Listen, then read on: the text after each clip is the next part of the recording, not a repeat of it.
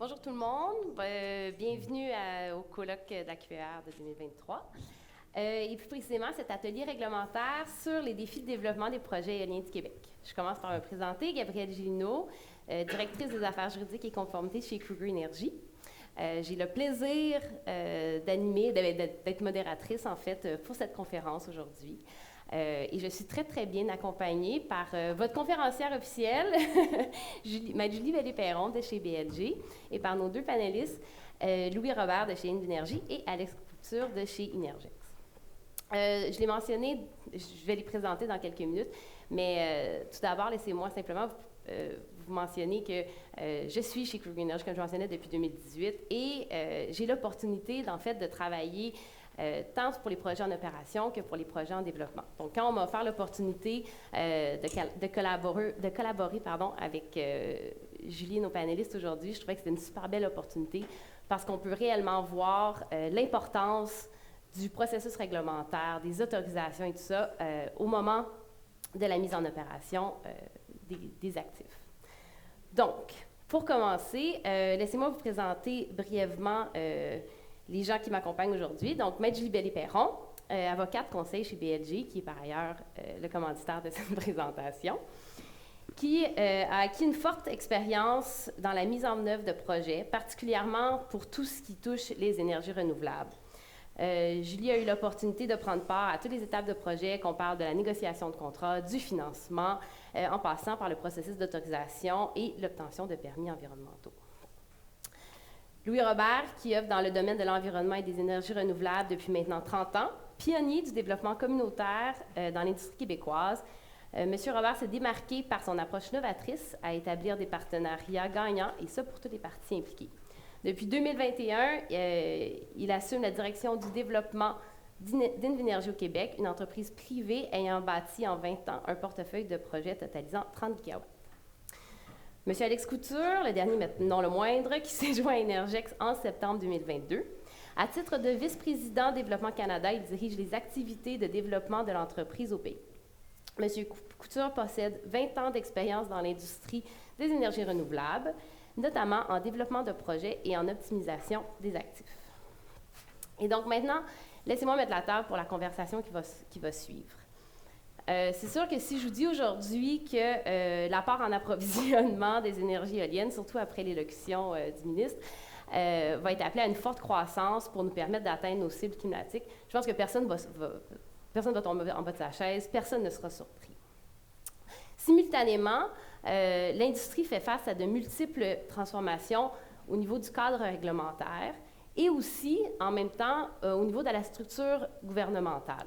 Et donc, vous avez d'un côté une forte croissance qui est nécessaire, qui est inévitable, et d'un autre côté, une situation de circonstances où il y a beaucoup de changements présentement, ce qui crée un certain risque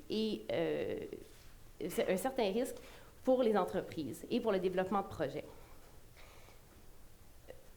La navigation du cadre réglementaire pose évidemment à chaque fois des risques pour la levée de certains projets. Et avec les nouveaux changements annoncés, on peut parler ici de délais supplémentaires, de nouveaux processus, de nouveaux formulaires. Tout ça mis ensemble,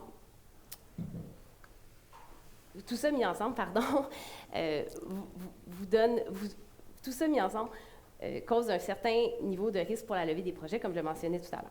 Cette séance permettra donc d'avoir la perspective des acteurs concernés sur les enjeux rencontrés dans un contexte en pleine évolution et des pistes de solutions pour vous permettre une meilleure planification afin d'assurer le bon développement des projets. Maintenant, pour ce qui a trait au déroulement de la suite des choses, Maître Julie Vallée-Perron va vous faire une brève présentation d'une vingtaine de minutes et par la suite, j'animerai la discussion avec nos panélistes. Merci Gabrielle. Merci tout le monde d'être là. Alors, BLG vous présente cette conférence aujourd'hui. On a 5 bureaux au Canada. Puis, on va essayer de changer les slides. Donc, on peut couvrir et vous aider à développer vos projets dans la plupart des provinces. Donc, on a un bureau à Vancouver, Calgary, Toronto, Ottawa, Montréal. Puis, on œuvre autant en réglementaire, en droit de l'environnement. On peut vous aider avec les consultations avec les communautés autochtones.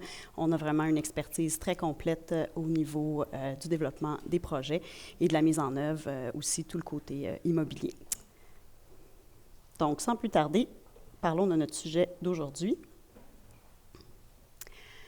Aujourd'hui, l'idée, c'est de parler des changements les plus récents qu'il y a eu dans les derniers mois dans le cadre réglementaire. Comme vous le savez, ça évolue énormément.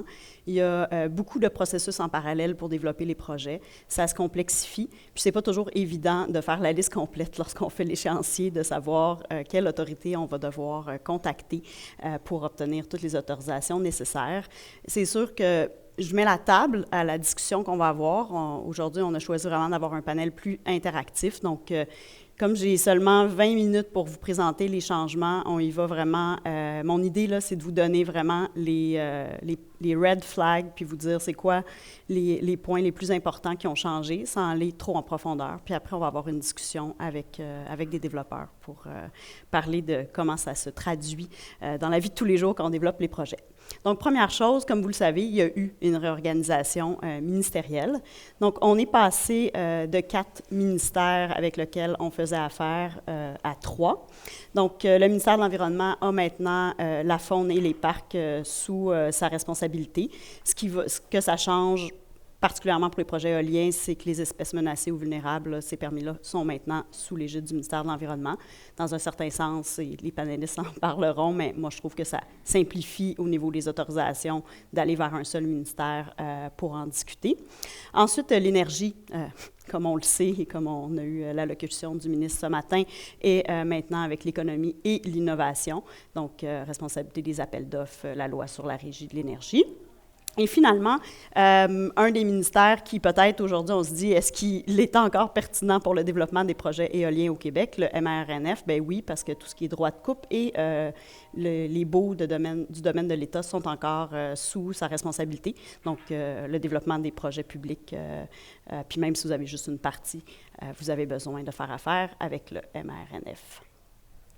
Au niveau du processus d'autorisation, laissez-moi vous rappeler ce qui a changé au niveau des seuils applicables depuis la modernisation de la loi sur la qualité de l'environnement depuis 2018. Donc, à ce jour, pour les parcs éoliens, tout ce qui est puissance égale ou supérieure à 10 MW est soumis au processus d'évaluation et d'examen des impacts.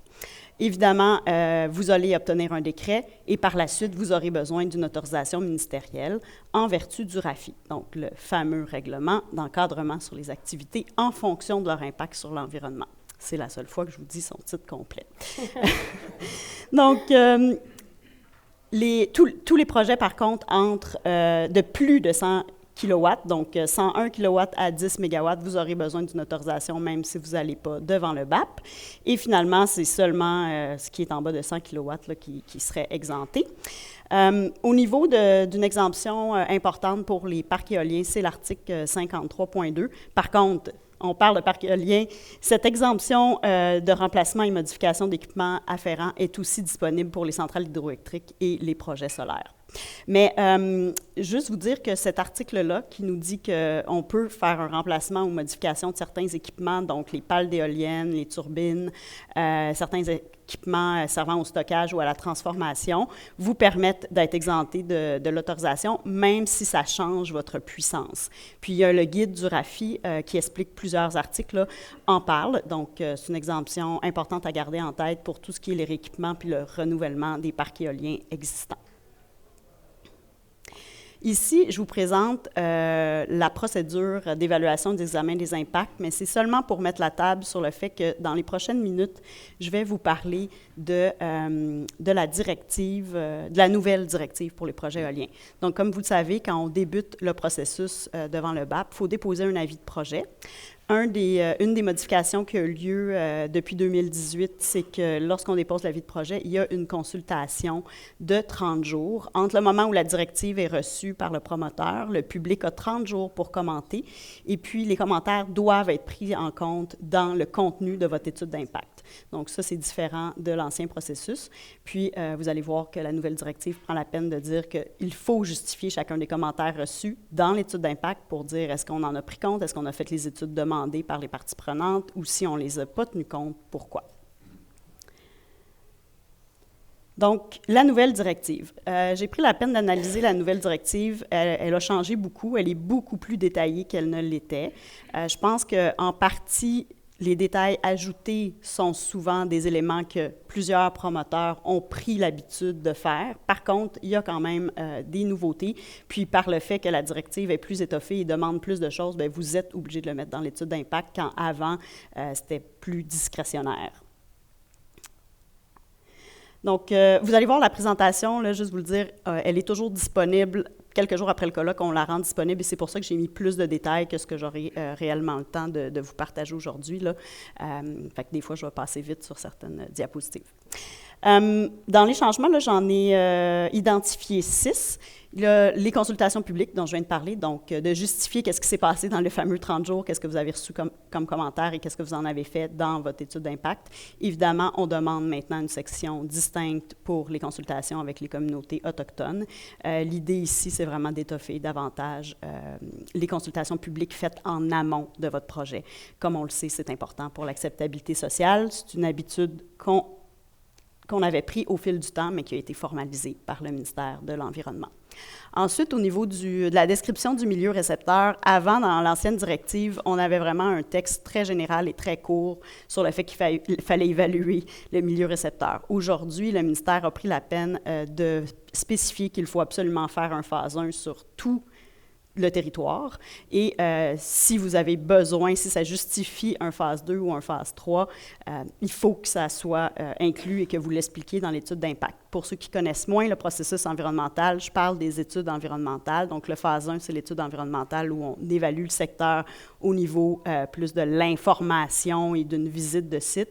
Puis quand on tombe dans un phase 2, phase 3, c'est si votre consultant en environnement a identifié des risques qui justifieraient de faire des forages pour évaluer la qualité des sols et des eaux souterraines. Donc, malgré le fait, j'en parlais hier avec Alex d'ailleurs, que malgré le fait qu'en général, on faisait des phases 1 pour les milieux récepteurs, je ne pense pas qu'on le faisait spécifiquement sur tous les terrains. Fait que ça va être quand même important de voir que maintenant que c'est formalisé, comment le ministère va traiter ça, mais il faut... pour moi, c'est un changement important à tenir en compte. Justement, parlant du fardeau là, qui s'alourdit au niveau de ce qu'il faut mettre dans l'étude d'impact, la description des milieux humides et hydriques, maintenant, la directive lie l'obligation à l'article de loi sur la qualité de l'environnement. Donc, on nous dit qu'il faut faire des inventaires terrain complets dès l'étude d'impact. Avant, on faisait ces inventaires-là au niveau de l'autorisation ministérielle quand on avait nos positions finales d'éoliennes. Parce que, comme vous le savez, on ne les a pas au niveau de l'étude d'impact. On a plusieurs variantes puis de possibilités parce que certaines contraintes vont être connues un petit peu plus tard dans le processus. Donc, ici, je peux me permettre de vous dire là, que les membres du comité éolien le savent, mais c'est de représentation qu'on fait à l'ACPER et que moi, je porte pour vous à titre de présidente du comité éolien avec le ministère de dire comment on pourrait simplifier ces inventaires terrain-là parce que le terrain est extrêmement grand puis qu'on n'a pas, on ne l'a pas fait comme ça. Par contre, ils ont changé la loi, ils ont changé la directive, on est pris avec ces articles-là, donc il va falloir trouver un compromis de comment remplir l'obligation légale. Le quatrième changement, c'est l'impact sur les changements climatiques. C'est vraiment nouveau. Comme vous le savez, là, dans le RAFI, il y a toutes sortes d'autres processus d'autorisation maintenant qui nous demandent, parce que c'est important, là, de parler des changements climatiques, de considérer, évaluer l'impact potentiel, puis faire une estimation des principales sources d'émissions de GES. Puis quand on parle des projets, on ne parle pas nécessairement de la production d'électricité, il faut penser au transport, toute la phase de construction et d'exploitation, adaptation. Si vous présentez des variantes dans l'étude d'impact, là, évidemment, d'habitude, c'est le cas. Il faut les évaluer, faire la différence entre chacune de vos variantes. On considère maintenant que, évidemment, l'impact que les projets ont sur les changements climatiques, c'est vraiment partie de l'acceptabilité sociale d'un projet. Finalement, les deux derniers changements, détermination des enjeux, j'ai identifié certains enjeux. Là, comme je dis, ça, c'est peut-être plus une liste, on était habitué d'en prendre compte, mais c'est une liste qui a grandi, là, puis qu'il faut juste prendre en compte. Donc, la biodiversité, la quantité d'habitats floristiques, la protection des milieux humides, les espèces menacées ne sont pas là, mais c'est certain qu'il faut aussi les mettre. Toute la section distincte sur vos consultations avec les communautés autochtones, puis si ce n'était pas nécessaire, bien pourquoi, puis le fait que vous avez fait l'évaluation. Il y a aussi les impacts sur le climat sonore, évalués par une étude de modélisation sonore. Il y a plusieurs changements, puis c'est aussi un sujet qui nous occupe beaucoup là, à la QPR, avec lequel on parle avec le ministère, où on a alourdi encore une fois là, les inventaires et les études à faire. Donc, c'est quelque chose à regarder en détail quand vous planifiez votre projet. Au niveau de l'autorisation ministérielle, donc là, on est au niveau l'article 94 du RAFI dont je vous parlais tantôt dans le tableau. Donc, une fois que vous avez eu votre décret, il faut passer à l'autorisation ministérielle avec le ministère de l'Environnement. Donc là, on va aller plus dans le détail des conditions. Puis, les grands changements que je voulais vous parler aujourd'hui, c'est que depuis le 1er janvier 2022, c'est un processus complètement électronique. Donc, il vous faut un clic secure. Donc, tous les promoteurs ici qui sont habitués et qui déposent des autorisations, souvent, vous avez un clic secure avec le ministère de l'Environnement. Ceux qui n'en ont pas, ça prend à peu près 3 mois à mettre en place. Donc, quand les clients arrivent dernière minute et qu'ils veulent que je dépose leurs autorisations, c'est très irritant pour eux, pour nous, pas pour le ministère, mais pour nous, parce que là, on veut leur déposer. Ils ne veulent pas le recevoir, évidemment, par courriel. C'est interdit maintenant. Donc, prenez le temps de mettre en place un Click Secure. Click Secure Express pour les entreprises, ça ne fonctionne pas pour avoir un Click Secure avec le ministère de l'Environnement. Donc, parce que souvent, au niveau du revenu, les entreprises ont le Click Secure Express, mais ce n'est pas suffisant. Il faut ouvrir un Click Secure complet pour après avoir accès à la plateforme du ministère. Donc, ça a l'air d'un détail, mais je peux vous dire que ça l'a irrité et a eu des impacts sur plusieurs projets. Donc là, maintenant, c'est des formulaires imposés. Ils ont fait un formulaire dédié pour les parcs éoliens. Alors, le contenu, ici, là, je vais vous présenter le contenu. Je n'en parlerai pas beaucoup parce que je vais passer à d'autres sujets. Comme je dis, vous pourrez référer à la présentation, puis c'est pour ça que je l'ai préparé. Mais l'idée, c'était plus de vous sensibiliser à ce nouveau système, le fait qu'on dépose tout électroniquement et qu'il faut une recevabilité. Donc, le ministère, dans les premiers jours qu'il reçoit tous vos formulaires, il va décider si c'est recevable. Il faut vraiment avoir oublié aucune case. Les endroits qui ne sont pas applicables, on est mieux de mettre non applicable. Il faut aller mettre des fois, il faut faire un petit peu de magie avec les PDF pour ajouter des commentaires des endroits qui n'ont pas prévu de non applicable, parce que si on ne répond pas, ils ne comprennent pas pourquoi. Et on reçoit des avis de non-recevabilité. Fait qu'à long terme, l'idée du ministère, c'est que ça améliore le processus et que ça aille plus vite, mais c'est sûr qu'à court terme, les formulaires actuellement, ils ont changé déjà beaucoup en une année. Juste vous dire, pour ceux qui ne le savaient pas, tous les formulaires qui ont changé dans les 6 derniers mois, depuis le 13 février, il faut utiliser les nouveaux. Si on utilise les anciens, votre demande va être jugée non recevable. Ça aussi, ça semble un détail, mais dans la vraie vie, comme vous le savez, quand on commence à travailler sur ces autorisations-là, ça prend des mois. Donc, j'ai plusieurs clients qui avaient commencé à travailler sur des autorisations pendant l'été. Là, il faut rechanger les formulaires s'ils n'ont pas été déposés.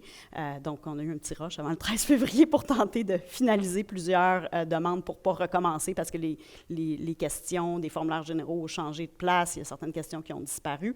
Donc, c'est correct, hein? C'est normal quand on fait des changements que ça soit évolutif, mais c'est sûr qu'actuellement, là, pour le développement des projets, il faut prendre le temps de préparer tout ça. C'est un système qui va se vouloir, comme je dis, aller plus vite, mais pour l'instant, il faut se familiariser, puis il faut vraiment être minutieux dans la préparation. Alors, ici, le formulaire que je vous présente, c'est le formulaire d'activité pour les projets éoliens. Ça suit les articles du RAFI. Pour ce qui est, ça, c'est bien fait, les questions, ils nous mettent les articles, donc on peut y référer. Donc, c'est plus clair où mettre votre information. Par contre, ce n'est pas parce qu'il y a un guide spécifique que ça va. Ça, c'est des extraits du formulaire là, pour vous montrer un peu à quoi ça ressemble. Mais ce n'est pas parce que vous avez un formulaire dédié que ça vous évite de remplir les formulaires généraux. Puis après ça, tous les impacts du projet, sonore, milieu humide, il y a des formulaires dédiés pour chaque activité. Donc, honnêtement, là, quand on fait une demande d'autorisation, usuellement, là, il y a facilement 5 à 15 formulaires à remplir pour les projets, parce que, comme vous le savez, l'idée, c'est l'autorisation globale. Donc, il faut présenter tous les aspects du projet. Donc, voilà pour les formulaires. Puis, une des choses que je voulais vous parler, c'est la compensation dans les milieux humides et hydriques. Je pense que ce qui est le plus important, c'est ici le fait que, comme vous le savez, ça a changé depuis 2018, puis en général, tous les promoteurs privés doivent compenser leur impact sur les milieux humides et hydriques par une compensation financière qui a hautement augmenté. Donc, j'avais des présentations pour ceux qui ont assisté au fil des années. J'avais des présentations il y a quelques années pour comparer les compensations du système transitoire avec le nouveau système, puis ça allait doubler et tripler certaines compensations pour les mêmes endroits. Mais donc, aujourd'hui, ce qui est important avec les projets qui passent au BAP, c'est que vous avez une opportunité au niveau du décret de demander une compensation en nature plutôt qu'une compensation financière, mais il faut le faire au niveau du décret. C'est ce que permet la loi sur la qualité de l'environnement. Parce que le règlement en soi, il nous dit que c'est seulement les autorités publiques qui peuvent compenser en nature. Donc, c'est vraiment dans votre planification de projet et dans la préparation de l'étude d'impact. Pensez à ça, il y a une belle opportunité de compensation en nature pour diminuer les coûts du projet. Avant qu'on passe aux questions, je vois même plus Olivier dans la salle, là, mais... Ah, ouais, t'es comme direct dans la lumière. Mais avant qu'on passe aux questions, parce que... C'est bon? Je suis comme pas sûre, là. J'ai plus le timer de mon téléphone. C'est bon. Alors, parlons un petit peu de CPTAQ. Oui, les projets, hein, on le sait, il va y avoir des nouveaux appels d'offres, on les fait confirmer. Puis, les projets se rapprochent de où il y a de la place sur les lignes de transmission. Donc, de plus en plus, il va y avoir des projets en terre agricole qui sont protégés par la CPTAQ. Moi, je crois que c'est très positif. Il y a des promoteurs parmi vous, donc Kruger Energy, qui a fait ses projets en Montérégie dans des terres agricoles avec une très grande acceptabilité sociale et des super belles retombées économiques. C'est des projets qui se font bien, mais la CPTAQ, c'est un processus qui s'ajoute à tous les processus dont on vient de parler et dont il faut prendre soin rapidement, mais au bon moment. Donc, il faut bien le préparer parce qu'il faut que les parties prenantes au niveau agricole, dont l'UPA, soient consultées et soient avec vous pour vous aider parce qu'évidemment, l'opinion de l'UPA compte beaucoup lors de l'orientation préliminaire de la commission. Mais ici, ce que je voulais surtout vous parler, donc, c'est un processus pour demander qu'une terre agricole soit utilisée à des fins autres que l'agriculture. C'est une autorisation formelle. On va voir un petit peu les étapes. Mais une des choses importantes aussi que parfois, au niveau légal, là, on mélange, c'est le zonage et le fait que la terre est protégée au niveau de la CPTAQ. Donc, il peut y avoir dans une municipalité des terres zonées agricoles qui ne sont pas nécessairement en zone protégée par la CPTAQ. Alors, juste faire bien attention de vérifier les deux pour savoir si votre projet déclenche à certains endroits l'application d'avoir une autorisation devant la CPTAQ. Ici, c'est les critères généraux là, des décisions applicables à toutes les demandes. Il faut justifier pourquoi on va en zone agricole, est-ce qu'on est vraiment le moindre impact. Évidemment, on peut utiliser là, pour des projets d'énergie les justifications comme la proximité de la ligne de transport, les retombées économiques, l'acceptabilité sociale du milieu, puis la viabilité pour la collectivité. C'est un processus qui est quand même assez long, mais comme je dis, la CPTAQ prend très au sérieux les exemptions, là, de donner le droit d'utiliser ces terres pour des fins autres que l'agriculture. Donc, il faut faire la demande aussi au bon moment. Le faire trop tôt quand un projet n'est pas assez avancé au niveau réglementaire, ça ne passera pas non plus. Donc, il faut vraiment jauger de préparer le dossier puis le déposer au bon moment. Et c'est quelque chose que vous faites main dans la main avec la municipalité. Donc, vous le savez très bien que les municipalités, c'est des parties prenantes très importantes, mais ici, encore plus parce que c'est à eux que vous allez donner votre demande, ils vont la réviser et eux vont la déposer à la CPTAQ. Donc, ici, on voit un peu les délais. dans les cas des projets plus grands, tout peut se faire seulement par document, mais je vous encourage à demander une audience. Là, usuellement, ça aide à avoir des orientations préliminaires favorables, mais on peut attendre d'avoir l'orientation préliminaire, puis là, on a le temps de réagir et de demander une audience. Et suite à l'audience, la CPTAQ aura 75 jours pour vous répondre. Donc, même si l'orientation préliminaire est négative au début, on a cette deuxième chance-là de demander l'audience après, mais il y a d'autres stratégies qu'on peut prendre puis demander l'audience plus rapidement. Donc, je vous ai mis ici, avant de terminer, quelques petites alternatives et stratégies peut-être pour bien faire accepter un projet, là, basé sur les différentes décisions qui ont eu lieu au fil des années. Mais évidemment, enfouir le réseau collecteur est devenu quelque chose d'assez évident pour permettre la remise en culture. Bien étayer devant la CPTAQ les superficies temporaires par rapport aux permanentes, donc tout ce qui est temporaire pendant la construction, que vous allez pouvoir remettre en culture par rapport à ce qui sera permanent, s'assurer que les chemins d'accès vont être le plus étroits possible, il ne faut vraiment pas comme, abuser par rapport à la superficie permanente que vous allez demander, puis surtout bien placer vos éoliennes pour avoir le moindre impact sur la terre agricole de chacun des agriculteurs chez qui vous êtes présent. Donc, j'espère que ça vous donne un peu un topo des défis plus récents qu'on a identifiés. Puis maintenant, bien, on va en discuter. Merci beaucoup, Julie. Donc, ma première question, en fait, s'adresse à vous deux. Je vais vous laisser le soin de répondre ensemble de façon collaborative. Quel est l'impact, avez-vous remarqué, relativement à la récente réorganisation ministérielle qui implique le MEL-CCFP, le MRNF et le MEIE, relativement à votre développement puis à vos relations, justement, avec les ministères impliqués? Je vais? D'accord. Bonjour tout le monde. D'abord, vous me permettrez de faire une remarque parce que je vois ici ce matin, c'est impressionnant, la concentration, la qualité de l'expertise, de l'expérience et du dynamisme. Puis en même temps, j'ai une crainte, il ne faudrait pas qu'il arrive une tragédie parce qu'on n'arrivera pas à réaliser 4000 mégawatts. On a besoin de toutes vous autres. Donc, disons, par rapport au rôle, je vais peut-être commenter sur par rapport au ministère des Ressources naturelles et économie. Moi, je vois ça comme positif. On a un grand défi, on a un super défi de transition énergétique. Moi, je vois ça comme un super projet de société qu'on a pour les prochaines années, la prochaine décennie, alors qu'on ait un super ministre qui s'occupe à la fois des ressources naturelles et à la fois de l'économie. Pour moi, c'est de la musique à mes oreilles. Le développement durable, c'est allier développement économique, l'environnement, le social. Alors, à ce chapitre-là, moi, je pense qu'on a besoin, on le dit, d'accélérer le pas, d'accélérer la cadence. Donc, on a besoin de beaucoup de cohésion, on a besoin de leadership. Puis je pense que je vois ça comme très positif, le fait d'avoir allié ressources naturelles et économie. Oui, bien, pour ce qui est des mix, donc je regardais un petit peu tantôt, là, permis d'intervention, gestion du territoire, affaires régionales, foncier, MRN. Ça fait du sens de la façon que c'est divisé. Le gros défi, ça va être également d'avoir une coordination régionale pour des affaires, des enjeux régionaux.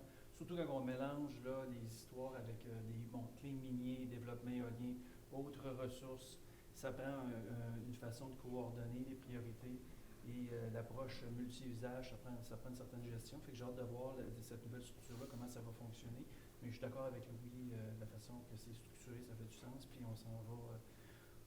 Il y a beaucoup de travail, puis c'est positif pour le moment. Puis pour ce qui est au niveau de la capacité de travailler au niveau dans les différents ministères, bien évidemment, il y a eu comme une atrophie du muscle éolien en général dans les différents ministères. Il y a quelques développeurs qui ont réussi à maintenir des activités de permitting dans certains secteurs, mais on va être dans les nouvelles aussi directions régionales peu habituées à faire d'éolien. Donc ça, là, il y a peut-être un petit travail là, de conscientisation à ne pas négliger pour refaire un peu. C'est sûr que quand tu es dans le Bas-Saint-Laurent, Gaspésie, dans ces coins-là, les gens travailler dans l'éolien, dans les différents ministères connaissent les enjeux par cœur. On va arriver dans les nouvelles zones, c'est moins le cas. Ça, c'est quelque chose à préparer. Je pense que le terrain va se préparer un petit peu. Puis, si je peux renchérir sur ce que Alex dit, une question de présence de l'expertise dans des régions qui ont moins connu le développement éolien durant les 2 dernières décennies. Mais il y a une question aussi de capacité de traiter nos projets. On va avoir un nombre de projets très grand qu'il faut qu'ils soient traités au ministère de l'Environnement, à la CPTAQ si on est en territoire agricole.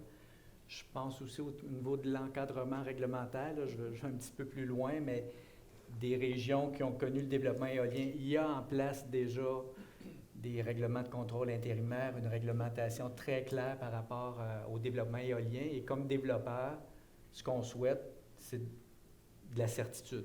On veut savoir est-ce que notre projet, quelle est la réglementation, quelles sont les attentes du milieu par rapport aux distances séparatrices et tout ça.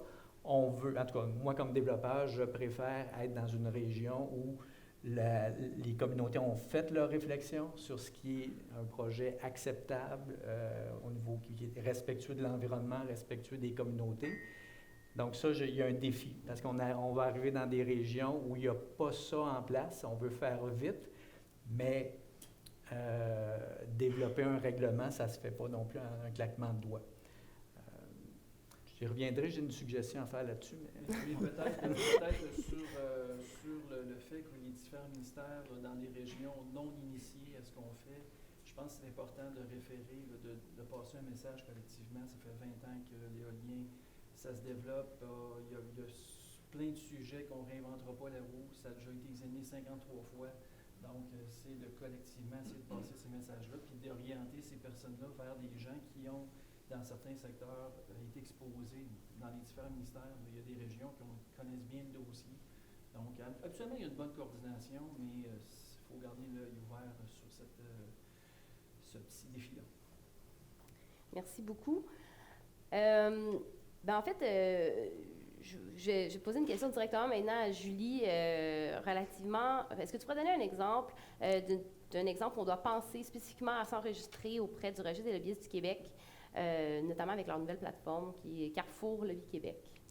Oui, en fait, on trouvait ça super important de vous parler de ça ce matin. Surtout, justement, on parle des ministères, des processus de changement de RCI avec les municipalités. Donc, cette loi qui existe depuis longtemps est de plus en plus appliquée et elle n'est pas oubliée par les acteurs gouvernementaux avec qui vous faites affaire.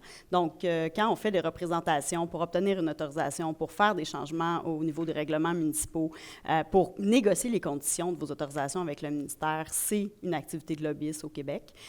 Il faut s'enregistrer. Les lobbyistes conseillent, donc ça, c'est les avocats ou les gens en communication ou les ressources externes de votre entreprise qui vous aident, doivent s'enregistrer dans les 30 jours d'une rencontre, d'un contact écrit, d'un courriel dans lequel ils ont fait des représentations pour influencer une décision. Et puis, les gens à l'intérieur de votre entreprise, les lobbyistes donc d'organisations et d'entreprises, ils ont 60 jours de l'activité pour s'enregistrer sur la plateforme. La nouvelle plateforme fonctionne avec des espaces collectifs et des espaces personnels. Donc, chaque organisation, là, donc les bureaux d'avocats doivent s'enregistrer pour que les lobbyistes conseillent les différents avocats quand on travaille pour des clients, on puisse ensuite s'enregistrer. Et nos clients doivent avoir leur espace collectif pour leur entreprise et pour leur mandat. C'est une plateforme qui est plus facile à utiliser que l'ancienne. On peut se faire nommer rédacteur. Quand moi, j'assiste les clients là, dans la rédaction de leur mandat. Et maintenant, je peux faire des brouillons. C'est eux qui vont les publier, mais c'est beaucoup plus facile de le faire. Avant, on envoyait tous les brouillons par courriel, puis les clients devaient les rentrer dans les cases. Là, maintenant, on a un accès plus facile si on se fait nommer rédacteur pour aider. Donc, je voulais juste vous le mentionner. N'oubliez pas de vous enregistrer parce que sinon, moi, j'ai de plus en plus de clients qui m'appellent pour me dire qu'ils se sont fait refuser des demandes et qu'ils doivent avoir des enregistrements. Donc, c'est un souci de transparence. Merci beaucoup. Prochaine question. En fait, Julie a touché un peu, à votre avis, c'est quoi le rôle des terres agricoles de la CPTAQ dans le développement éolien? Est-ce qu'il s'en vient? Moi, je peux commencer. D'abord, je pense que c'est important de véhiculer un message. Là. Évidemment, on est des promoteurs éoliens, c'est ça que c'est ce qu'on fait tous les jours, mais donc, agricole, territoire agricole, éolien, il y a une cohabitation. Je Je pense qu'il y a vraiment une valorisation au niveau du terrain agricole, d'avoir une éolienne par rapport à la superficie réellement utilisée, là, c'est quand même un assez bon rendement. Et également aussi dans certaines zones, l'éolien, c'est aussi une façon de protéger un peu l'urbanisation. Donc, il ne faut pas l'utiliser à toutes les sauces, là, mais donc c'est quand même un argument aussi des fois. Les développeurs cherchent des zones pour intégrer leurs projets. Je pense que ça va être un incontournable de faire affaire avec la CPTEQ. Et l'industrie doit se discipliner, je pense, pour faire un développement de projet, penser en avance les 10 critères pour avoir des dérogations dans la séricole et l'agricole. Donc, le design des projets doit être fait en conséquence, en avance, et non pas penser qu'on va s'ajuster toute dernière minute, ça va être facile parce que le processus est long. Oui.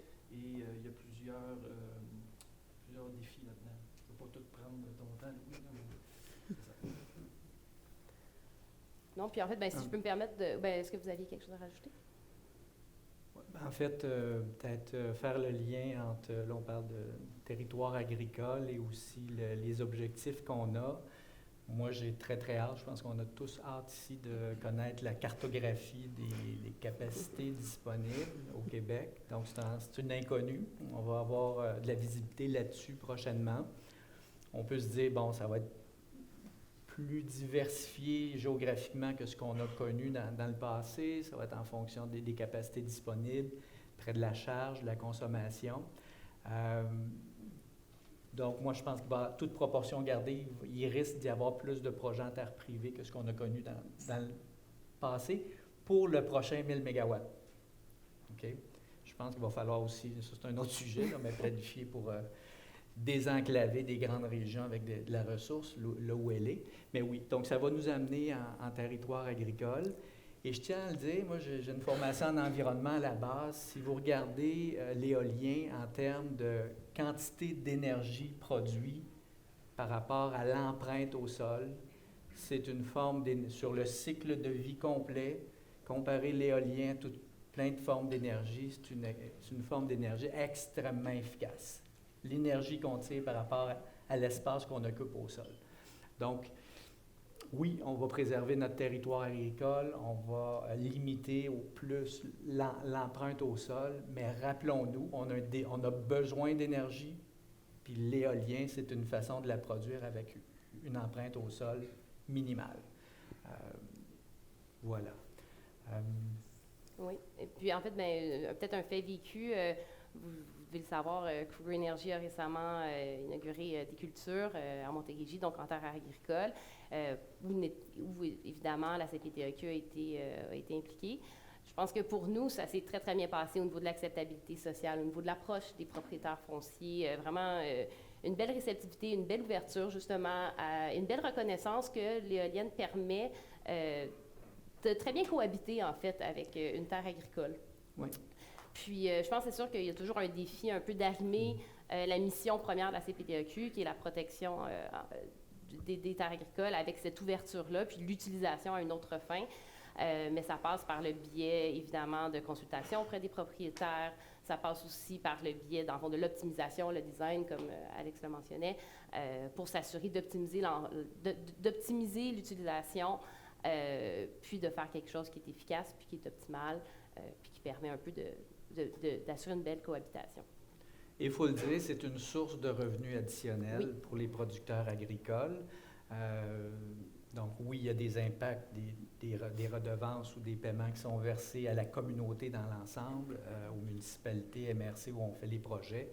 Mais dans le cas de projets en terre privée, ce sont aussi des citoyens de ce territoire-là qui en bénéficient financièrement. C'est significatif. Donc c'est des retombées additionnelles pour le milieu. Absolument. Merci beaucoup. Donc, prochaine question. Selon vous, avec le développement éolien, est-ce qu'il y a des enjeux que vous percevez au niveau de la réglementation municipale, puis des pistes de solutions, en fait, que vous envisagez, ou que l'on devrait envisager à ce point-ci? Vas-y. Tu as déjà ouvert la porte tantôt. Donc, je dirais, on va, à cause des enjeux d'intégration sur le réseau, les promoteurs vont devoir probablement, peut-être, explorer des nouvelles zones dans des territoires, des municipalités n'ont pas été familiers avec l'éolien. Oui. Donc, ces municipalités-là, pour la plupart, n'auront pas de règlement ou c'est pas inclus dans le schéma d'aménagement. Donc, c'est une approche aussi, avec eux, il faut avoir une approche aussi avec de non-initiés, dans le sens qu'ils ne savent pas comment ça fonctionne. Puis c'est normal, donc je pense que l'industrie doit faire attention dans ces zones-là pour essayer de favoriser l'implantation de règlements qui ont déjà été mis en place ailleurs. Je rappelle, ça fait quand même 20 ans qu'on fait ça. Il y a un transfert de connaissances au niveau de la réglementation municipale dans les zones de l'Est qui devraient suivre vers l'Est et ne pas réinventer la roue. Je pense qu'il faut travailler avec les municipalités, les MRC aussi pour leur montrer c'est quoi l'éolien. Nous, on en voit tous les jours, on est le visuel, on sait c'est quoi, le sonore, on sait c'est quoi, les distances réparatrices. Mais eux, ils partent de rien, puis c'est tout à fait normal. Donc, c'est une façon de travailler avec eux puis de les amener à considérer certains, dans leurs critères qu'ils veulent implanter dans leur réglementation, bien, essayer peut-être de les exposer à ce qui s'est fait ailleurs. Donc, c'est pas mal ça. Puis, je pense que j'ai une suggestion. Oui, on a une proposition. Michel, tu es là. Donc, Michel a plusieurs chapeaux, mais celui de président de la Commission de l'énergie de la FQM, donc la Fédération québécoise des municipalités. Je souligne le travail qui est fait à la FQM actuellement pour sensibiliser, informer d'éventuels milieux d'accueil de projets éoliens, à voir comment ils peuvent optimiser, maximiser les retombées, entre autres par une participation communautaire dans les projets. Donc, c'est vraiment génial. Ma suggestion, je pense que ce n'est pas à nous comme développeurs à faire le travail de réflexion avec les municipalités. Oui, s'ils nous le sollicitent, mais je pense que ce sera un rôle intéressant pour la FQM aussi de supporter un peu de la même façon qu'elle le fait pour comment participer financièrement dans un projet, comment bien encadrer le développement éolien, puis être proactif là-dessus. Donc, je ne sais pas si c'est des choses qui sont déjà initiées, sinon, je pense qu'avec ce qu'on veut faire dans les prochains mois, la prochaine année, qu'il y ait ce support-là au niveau national par de la FQM, au niveau d'encourager les municipalités à être proactives, municipalités et MRC, en fait, je devrais dire, à développer et implanter le cadre réglementaire. Je pense que ça serait très aidant pour... Je pense qu'il y a un complément également.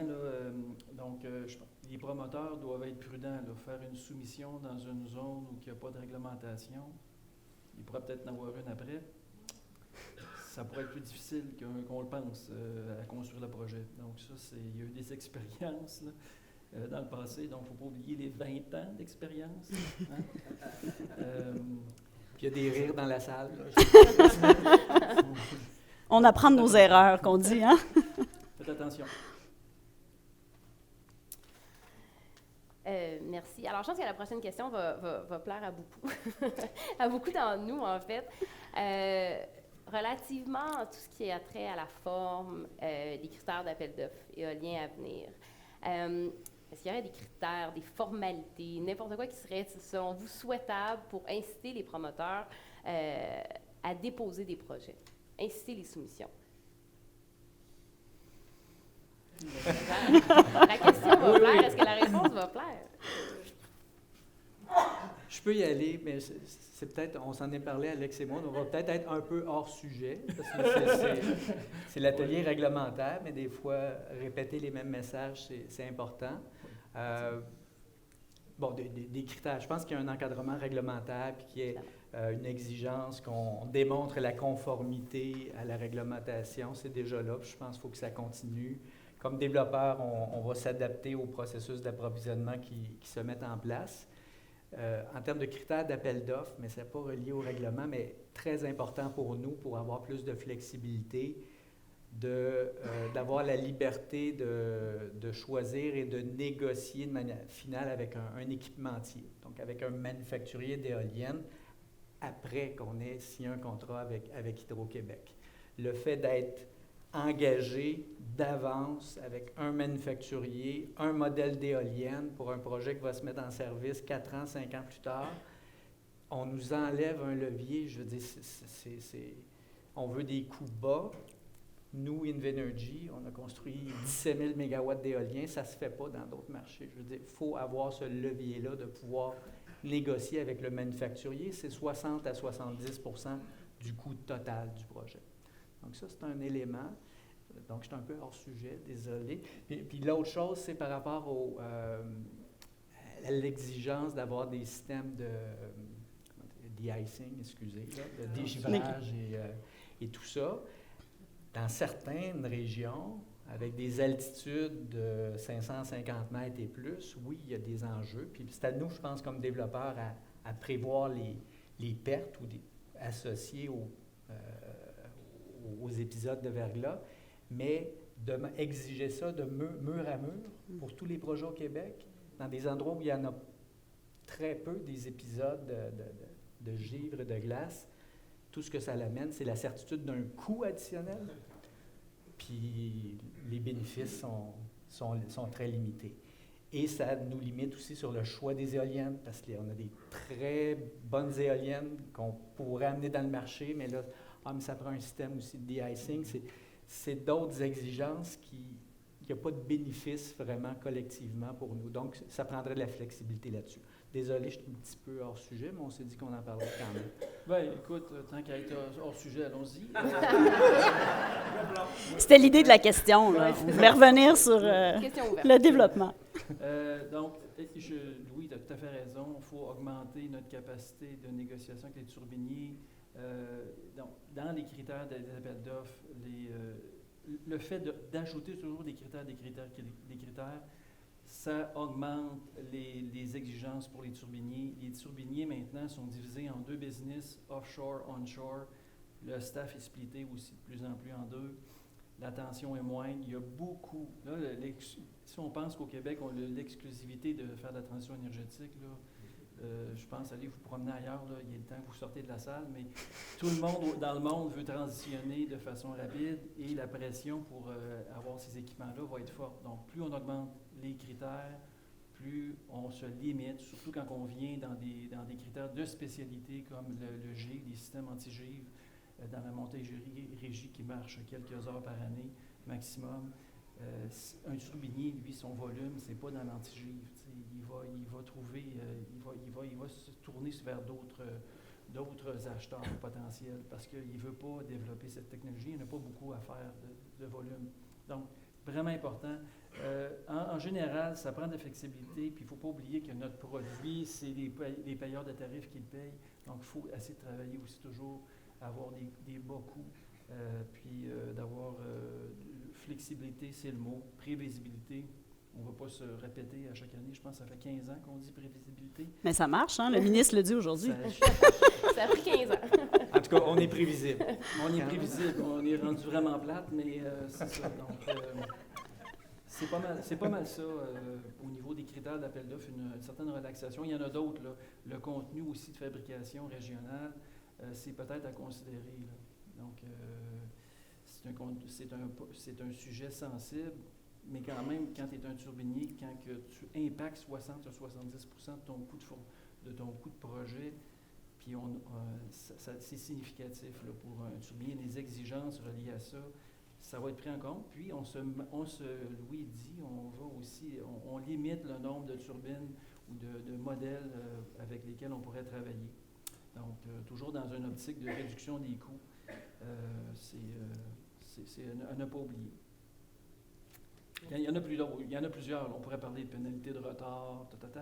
Parlant de pénalité de retard, Hydro-Québec nous fait des appels d'offres en nous disant, bon, il faut être COD telle date, mais ça serait le fun aussi qu'ils attribuent les contrats rapidement.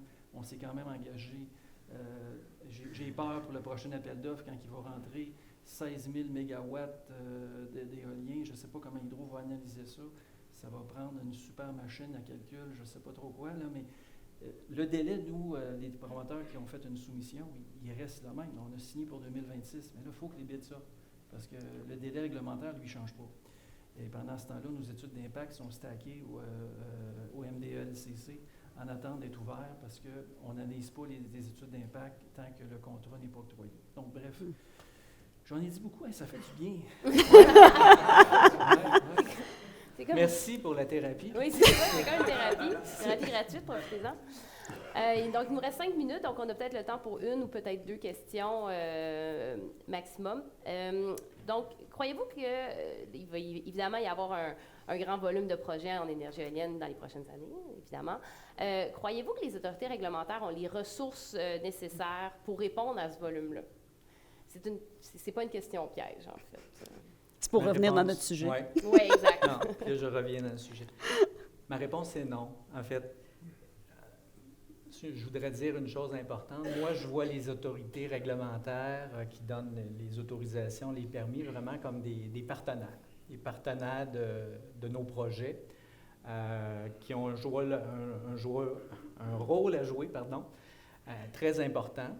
C'est des gens qu'on doit respecter, c'est des gens avec qui on doit interagir, auprès de qui on doit être à l'écoute et tout ça. Mais visiblement, j'ai des préoccupations sur les ressources en place. Avec les ambitions qu'on a, le volume de projets qu'on va développer, qu'on va soumettre, j'ai des préoccupations. Que ce soit le ministère de l'Environnement, encore plus avec la CPTAQ, ils n'ont pas eu beaucoup de projets éoliens dans la dernière décennie. Au-delà des ressources, je pense qu'il y a un travail d'information, de partage de connaissances, faut vraiment vulgariser.